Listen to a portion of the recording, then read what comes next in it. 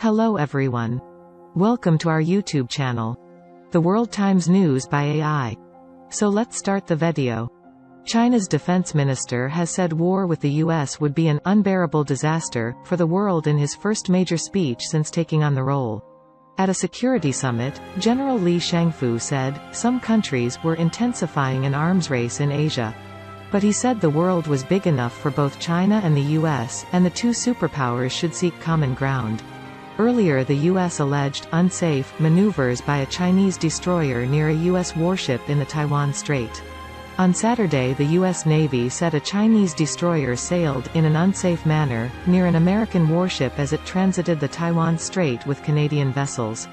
China criticized both countries for deliberately provoking risk.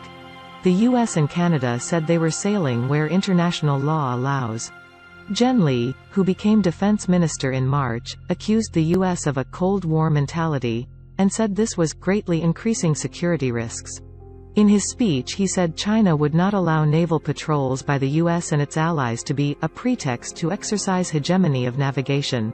Asked about the incident in the Taiwan Strait, he said only that countries from outside the region were raising tensions. He was speaking at the Shangri-La Dialogue in Singapore, the Asia-Pacific region's only annual security meeting. Beijing has rejected a U.S. request for direct military talks in protest at sanctions placed on General Li by the U.S. in 2018 over weapons purchases from Russia.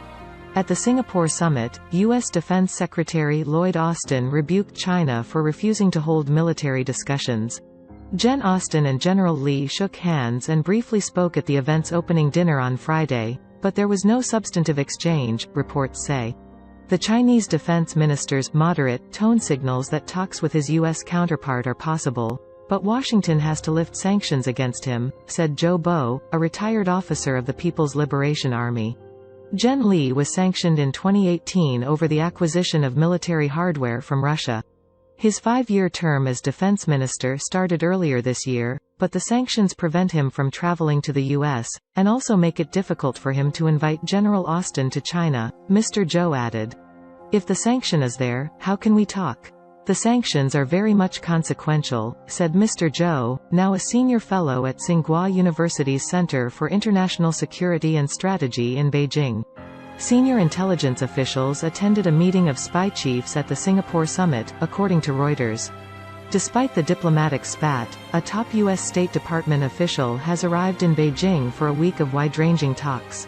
Relations between Washington and Beijing have been strained in recent years over several issues, including China's claim over Taiwan, and territorial disputes in the South China Sea. A senior PLA official, Lieutenant General Jing Jianfeng, said there was no room for compromise on Taiwan, as he accused the U.S. of meddling in the region. Washington's decision to increase the number of troops on rotational deployment in the region could heighten the risk of a confrontation, he told reporters on the sidelines of the summit. Thanks.